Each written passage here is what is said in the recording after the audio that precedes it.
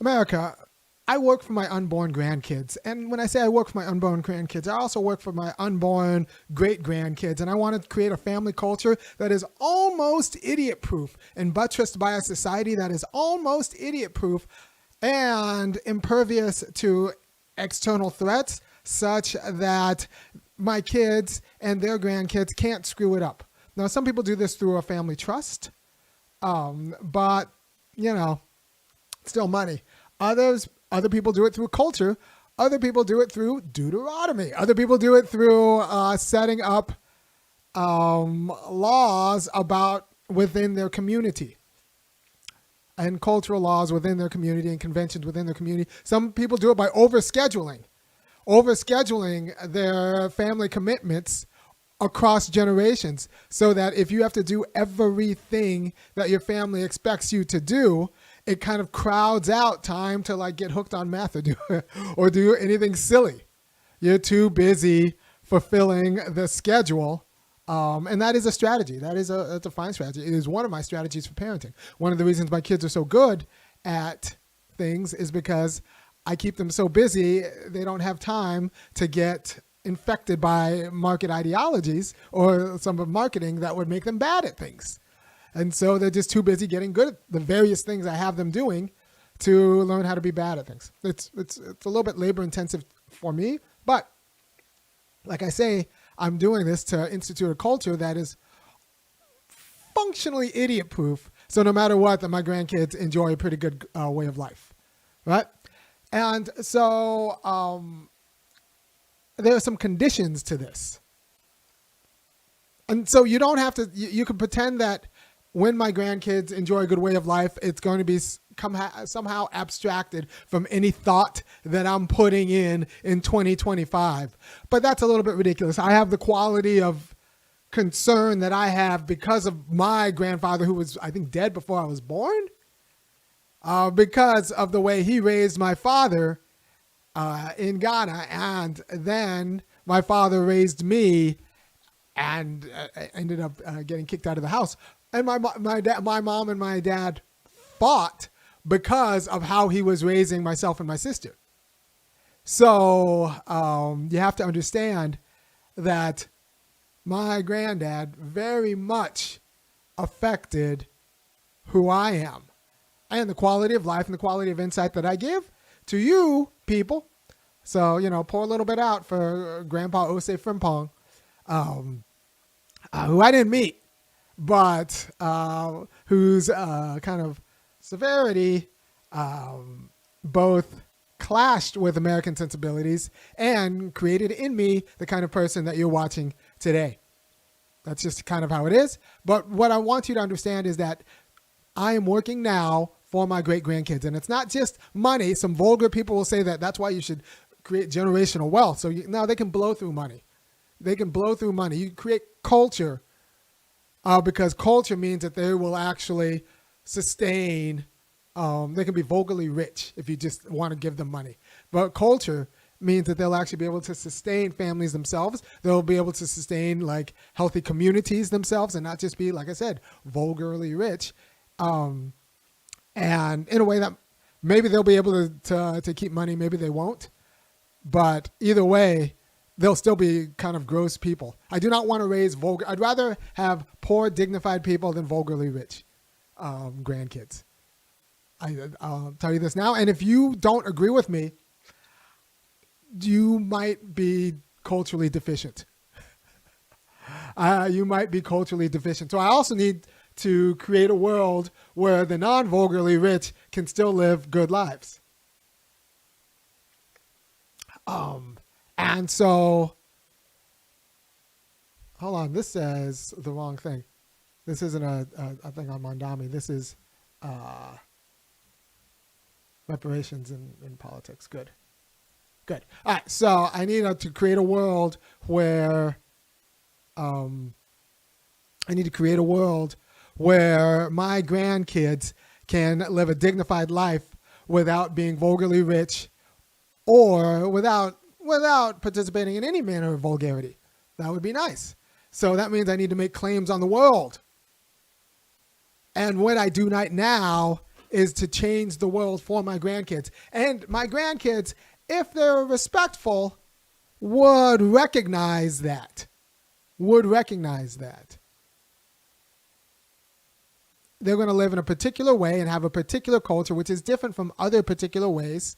And other particular cultures, people who might not have put as much thought in. And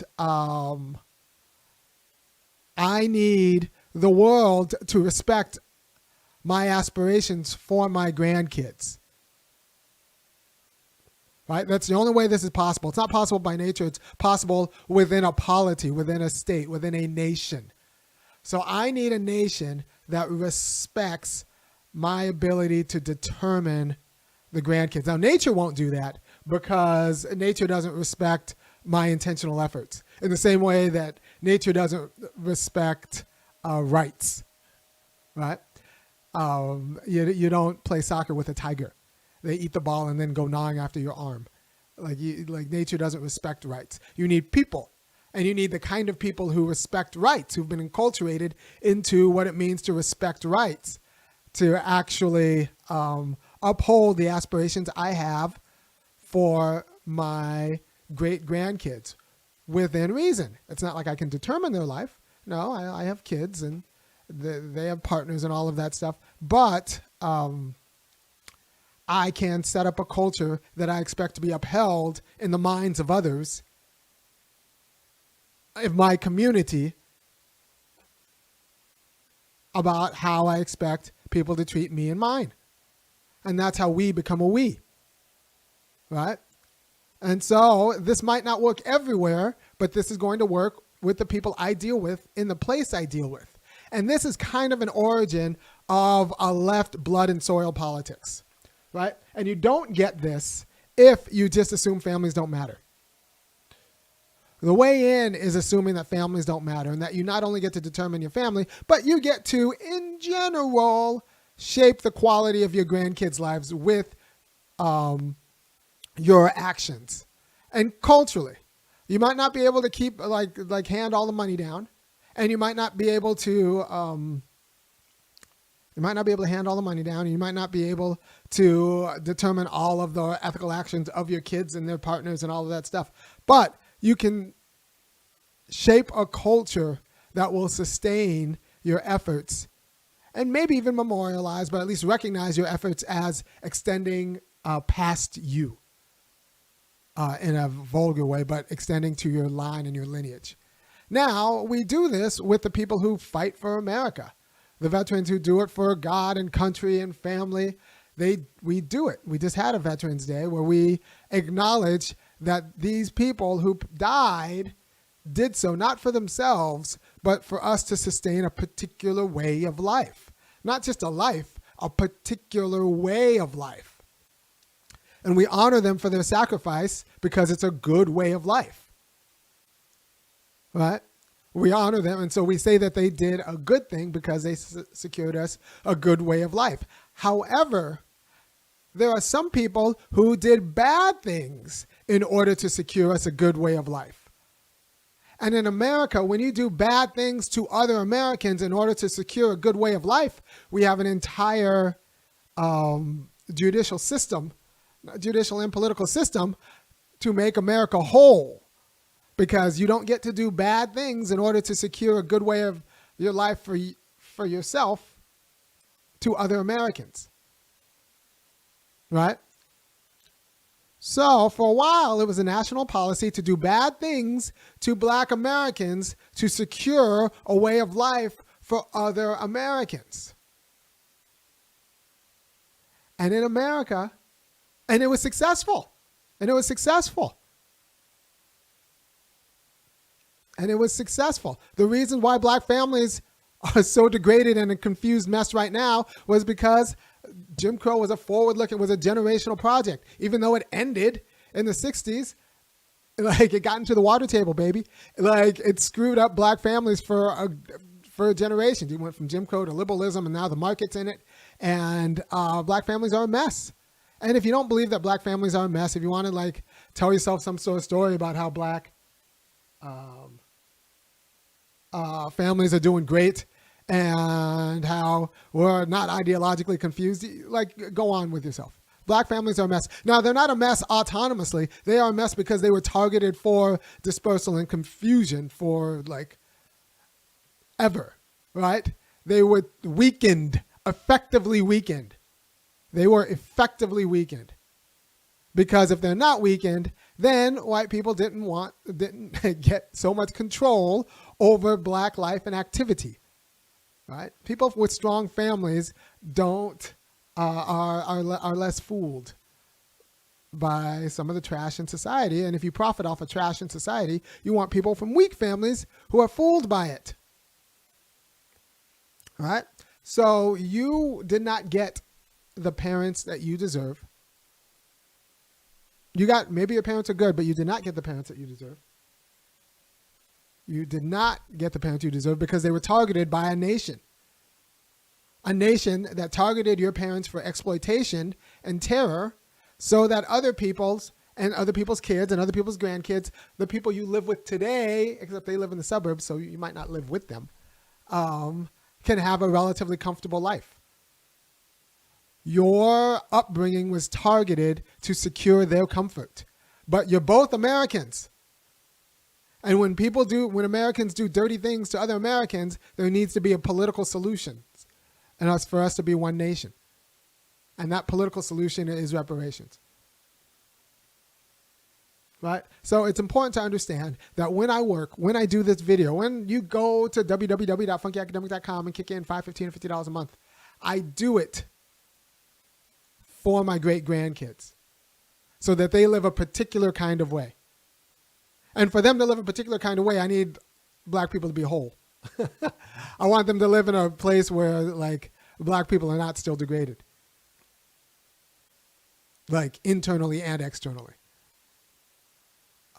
They were taught a way of life. I want them not to be surrounded by black people who were taught a way of life that only leads and ends in degradation. And not just taught, but like enforced in a way of life that ends in degradation. So I do this. That's why I do this. I do this for them.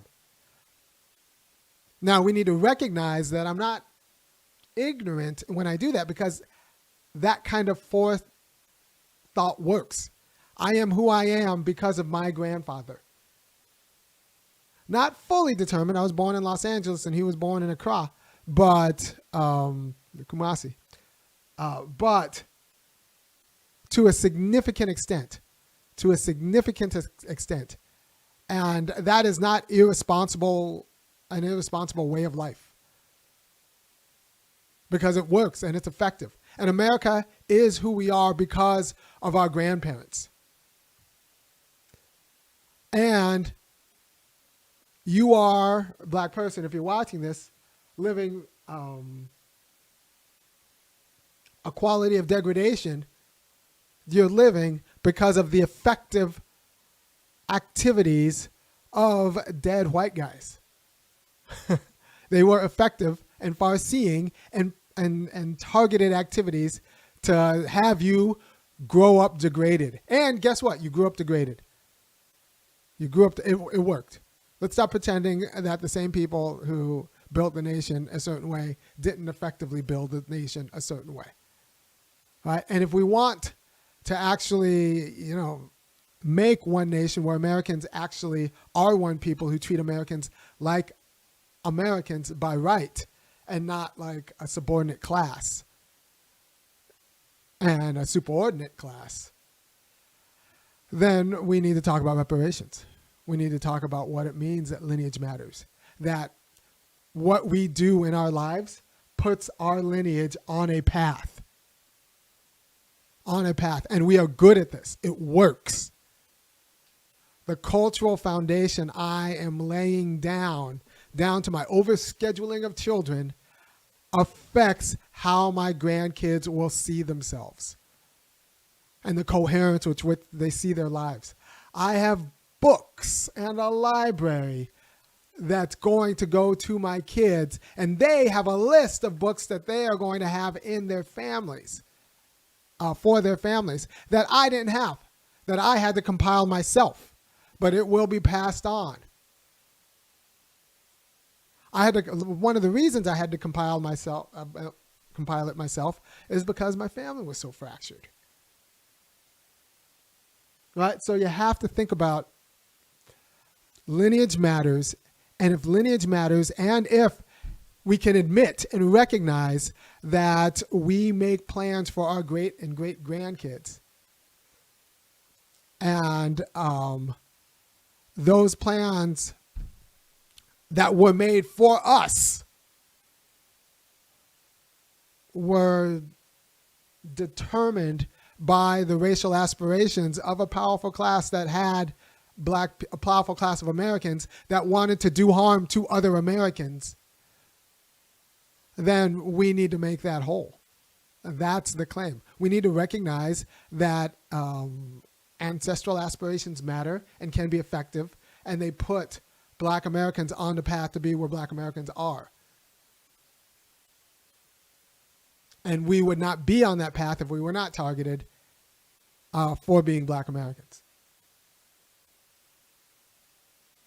All right, so you need a kind of blood and soil politics to understand that Americans made American a certain way. And the certain way that Americans made America degrades the family life, civil life, and political life. But most importantly, the family life of Black Americans. And maybe not most importantly, but most immediately, the family life of Black Americans. Until you come to grips that your American parents should have been better, and not the only reason, but a significant reason that they weren't better is because they were targeted to be bad at this part of the job, because it was more convenient for other Americans that your parents were bad at the job. Until we admit that, there's not going to be a claim for reparations. Can you describe blood and soil politics? That your rights are tied to the land, and a specific land, and that it's because of the work and the sweat and the toil and the risk that your lineage did for the sake of and on this land, that you get the life you are today, right?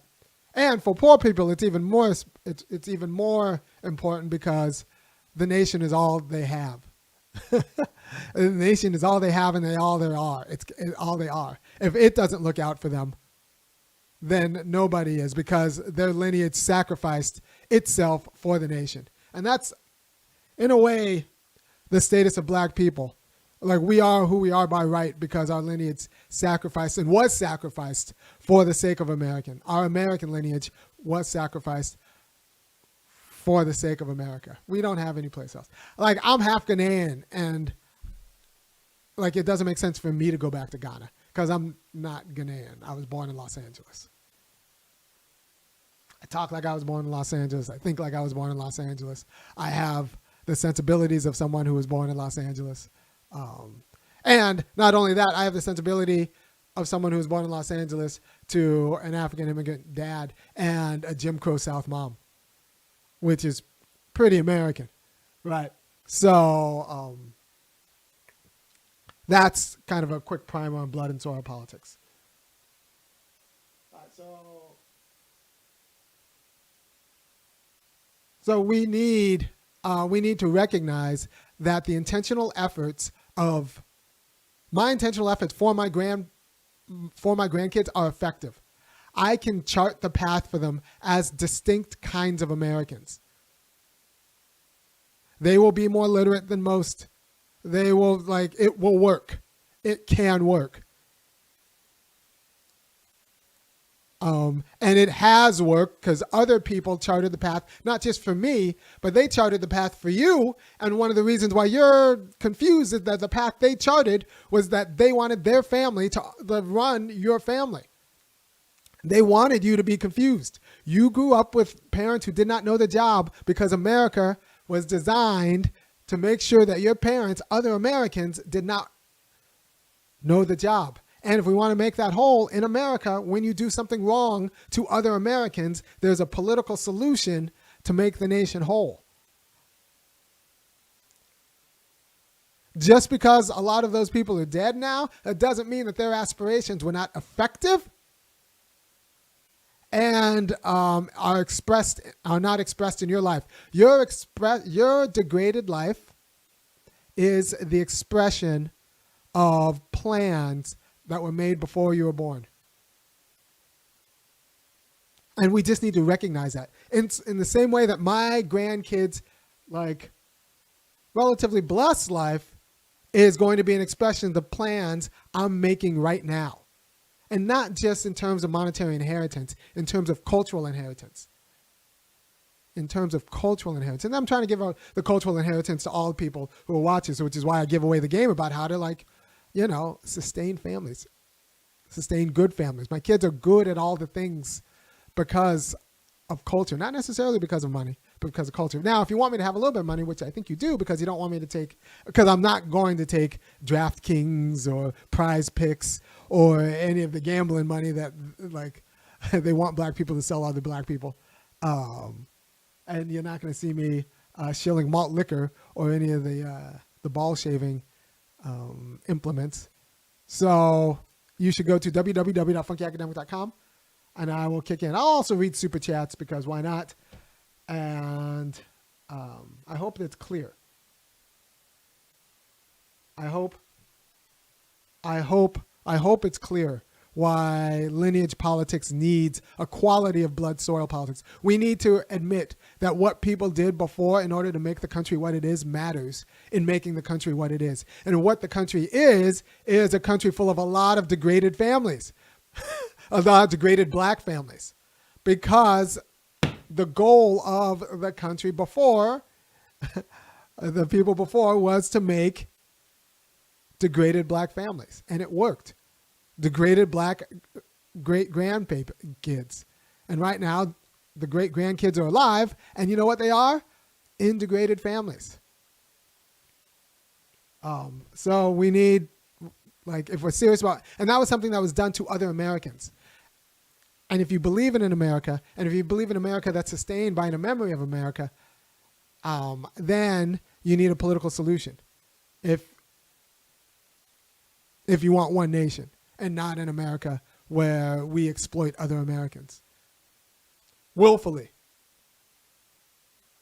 Because if that's the case, we can just go stealing and looting and all that stuff, because that's just a form of exploitation. Right? Like, we have laws to regulate how Americans deal with other Americans. And we have politics to regulate what can't be recognized by law. Right? And so we need to recognize the degradation that Americans heaped onto unborn black people, even if that degradation was heaped before those black people were born, which makes them unborn, right? So thank you for your time. I hope, I hope this makes somewhat sense. I hope you understand why you need a blood soil. You need a kind of blood and soil politics. You need to recognize lineage if you're going to understand the need for reparations. It's not even about what's in the current people's mind today. Because what's in my great-grandkids' mind doesn't really have anything to do with them because they're not born yet. And so, but yet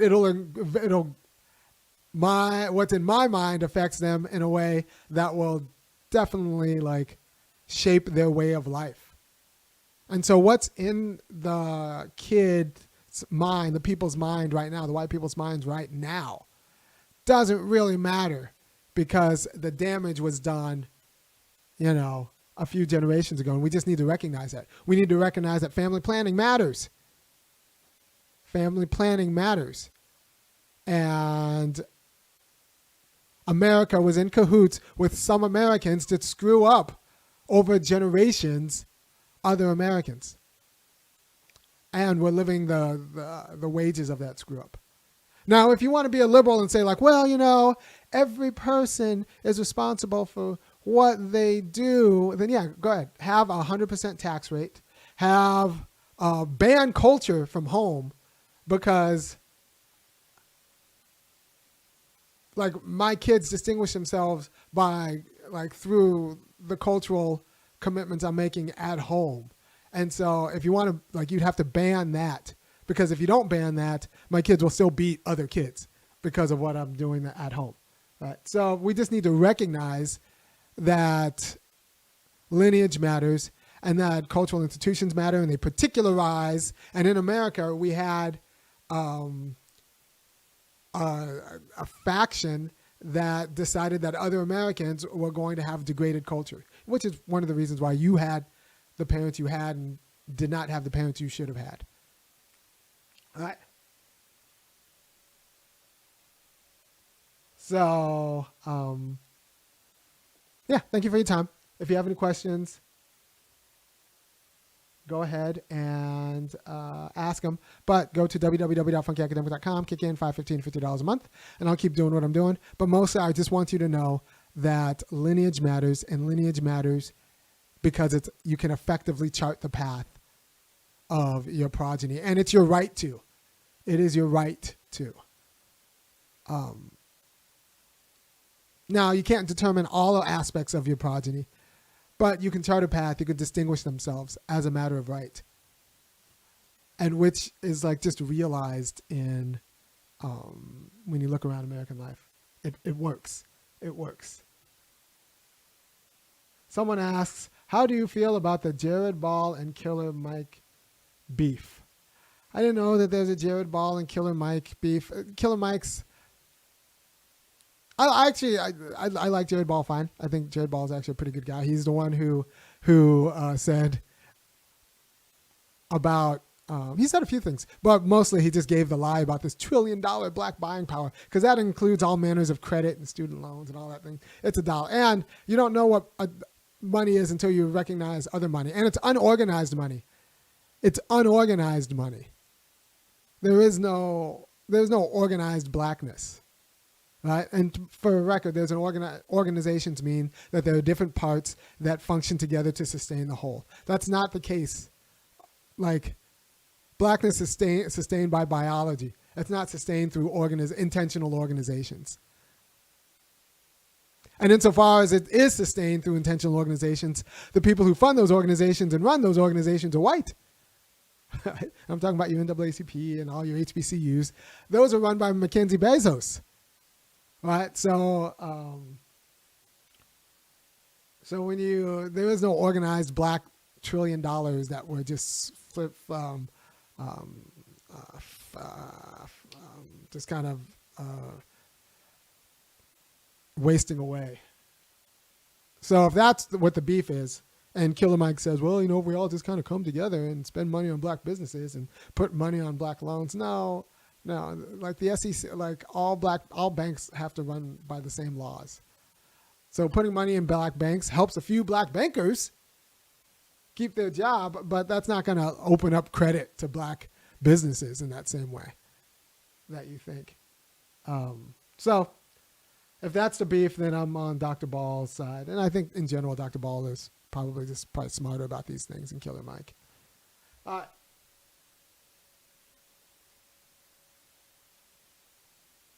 Black capitalism is not going to save black people. Like we don't have capital. We don't own commercial land. But we live in a commercial society. Fix your family. Invest in your family. Invest in your family's culture. And network with other black families and people who are investing in their family's culture. And that's how you'll have the cultural prophylactic to actually build. And don't just do whatever it takes to make money, because then you might ignore your family, because in order to make money, you might have to ignore your family. Then you're surprised when your kid is just playing video games and is lost, right? So anyway, thank you for your time. I hope this has been helpful. Thanks for the super chats, and go to funkyacademic.com, kick in $5, $15, or $50 a month. And I will come to you talking about something completely different at a different time. Peace.